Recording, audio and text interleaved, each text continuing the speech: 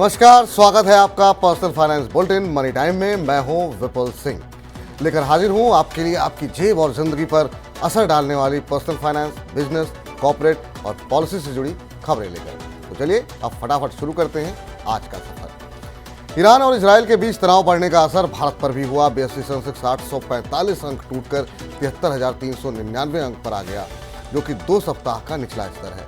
NSE Nifty 246 अंक लुढ़क करके 22,272 अंक पर बंद हुआ। पश्चिम एशिया में तनाव बढ़ने और वैश्विक बाजारों के कमजोर रुख से निवेशकों की धारणा प्रभावित हुई। कुल मिलाकर के 2 कारोबारी सत्रों में सेंसेक्स 1638 अंक और निफ्टी 481 अंक टूट चुका है। BSE स्मॉल कैप इंडेक्स में 1.54% और मिड कैप इंडेक्स में 1.5% की गिरावट देखने को मिली है। बढ़ते तनाव की वजह से सुरक्षित निवेश के लिए सोने की मांग और ज्यादा बढ़ गई है। इसी वजह से आज सोना पहली बार 73,000 रुपए के आंकड़े को भी पार कर गया। दिल्ली सराफा बाजार में सोमवार को सोना 300 रुपए उछल करके 73,050 रुपए प्रति 10 ग्राम हो गया। वहीं दूसरी ओर चांदी की कीमत 500 रुपए की मजबूती के साथ 85,700 रुपए प्रति किलोग्राम हो गई।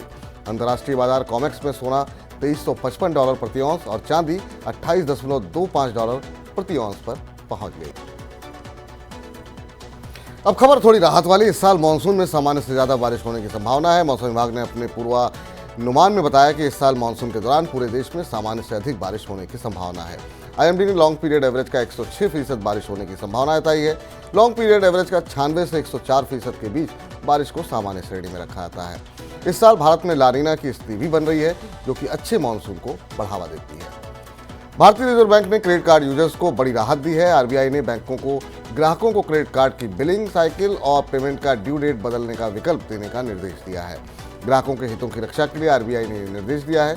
निर्देश के तहत नए और मौजूदा दोनों credit card user billing cycle की तारीख को 1 से अधिक बार बदल सकते हैं। इससे क्रेडिट कार्ड ग्राहकों को बड़ा फायदा होगा।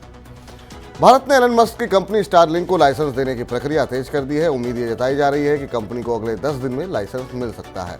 स्टारलिंक ने अक्टूबर 2022 में भारत में लाइसेंस के लिए आवेदन किया था। इस महीने के अंत में एलन मस्क भारत दौरे पर आ रहे हैं। मस्क की यात्रा भारत के लिए कई मामलों में खास मानी जा रही है। एलन मस्क इस दौरान भारत में सस्ती स्टारलिंक इंटरनेट सेवा का ऐलान कर सकते हैं। इसी के साथ भारत को सस्ती इंटरनेट सेवा मिलनी शुरू हो जाएगी। बाजार नियामक सेबी निवेशकों के धन की वसूली के लिए रोज वैली ग्रुप की 22 संपत्तियों की नीलामी करेगा। रोज वैली ग्रुप की कंपनियों ने अवैध योजनाओं के माध्यम से लोगों से धन जुटाया था। 20 मई को होने वाली इस नीलामी के लिए आरक्षित मूल्य 8.6 करोड़ रुपए रखा गया है। ये नीलामी 20 मई को सुबह 11 बजे से दोपहर 1 बजे के बीच आयोजित की जाएगी। धन का उपयोग निवेशकों को भुगतान करने के लिए किया जाएगा।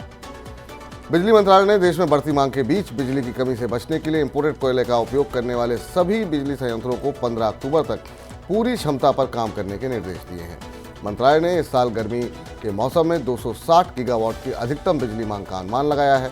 सितंबर 2023 में अधिकतम बिजली की मांग 243 गीगावाट के सबसे ऊंचे स्तर पर पहुंच गई थी। मौसम विभाग ने इस साल गर्मियों में देश के ज्यादातर हिस्सों में अधिकतम तापमान के सामान्य से अधिक रहने का अनुमान लगाया है। वित्तीय धोखाधड़ी रोकने के लिए वित्त मंत्रालय KYC प्रक्रिया को और मजबूत बनाने पर विचार कर रहा है। मंत्रालय ने निर्देश दिया कि बैंक और वित्तीय संस्थान बैंकिंग सेवाएं देने वाले दुकानदारों और बैंकिंग रिप्रेजेंटेटिव को जोड़ने से पहले उनकी अच्छी तरह से जांच करें। इससे न केवल धोखाधड़ी पर लगाम लगेगी, बल्कि फाइनेंशियल इकोसिस्टम भी मजबूत होगा। मंत्रालय ने कहा कि दुकानदारों और बैंकिंग रिप्रेजेंटेटिव के स्तर पर डेटा में सींध लगाने की सबसे ज़्यादा आशंका होती है। Telecom company Vodafone idea 5G सेवाएं शुरू करने जा रही है। कंपनी ने कहा है कि अगले 6 से 9 महीने में चुनिंदा इलाकों में 5G सेवाएं शुरू होने की उम्मीद है। वोडाफोन आइडिया बाजार से 18,000 करोड़ रुपए जुटाने के लिए FPO लेकर आ रही है। FPO 18 अप्रैल को खोलकर 22 अप्रैल को बंद होगा। इसका मूल्य दायरा 10 से 11 रुपए प्रति इक्विटी शेयर निर्धारित किया गया है।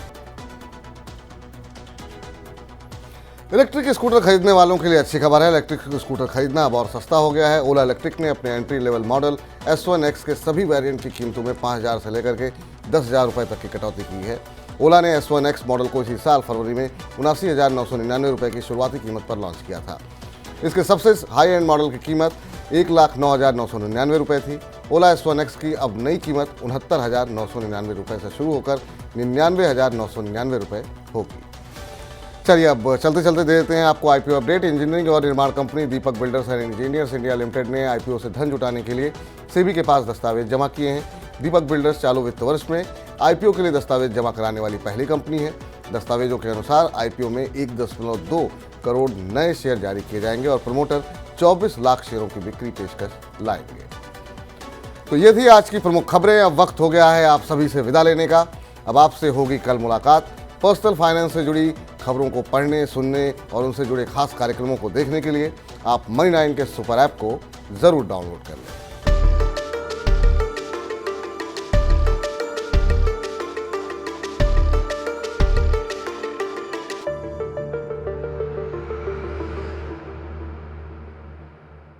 अब आप मनी9 की ऐप पर पर्सनल फाइनेंस से जुड़ा कोई सवाल भी पूछ सकते हैं। आपको स्टॉक से रिलेटेड कुछ पूछना है, म्यूचुअल फंड में निवेश करना है या फिर टैक्स से जुड़ा कोई सवाल है तो सीधे पूछें अपने एक्सपर्ट से, सिर्फ मनी9। नमस्कार दोस्तों, मेरा नाम है अरुण मंत्री। अगर आपका स्टॉक मार्केट के रिलेटेड कोई क्वेश्चन है, अगर आप बाजार में निवेश करना चाहते हैं तो आज ही मुझसे अपना सवाल पूछिए। लॉग इन कीजिए मनी9 के ऐप में। मनी9 के ऐप में टॉक टू एक्सपर्ट सेक्शन में जाने के बाद आप अपना सवाल डायरेक्टली मुझसे पूछ सकते हैं। तो आज ही डाउनलोड कीजिए मनी9 का सुपर ऐप। तो आज का हमारा मनी टाइम आपको कैसा लगा, नीचे कमेंट बॉक्स में अपनी राय हमें जरूर बताएं। अब मुझे इजाजत दीजिए। नमस्कार, शुभ रात्रि, गुड नाइट।